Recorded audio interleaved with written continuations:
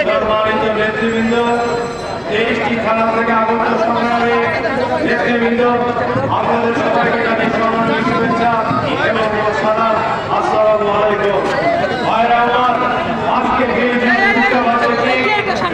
সমাবেশ আমাদের বক্তব্য দেওয়ার আজকে সুযোগ নাই, কারণ কেন্দ্র থেকে আমাদের স্ট্যান্ডিং কমিটি মেম্বার এসেছেন। আমরা সরাসরি শোভাযাত্রাতে মিছিলে অংশগ্রহণ করব।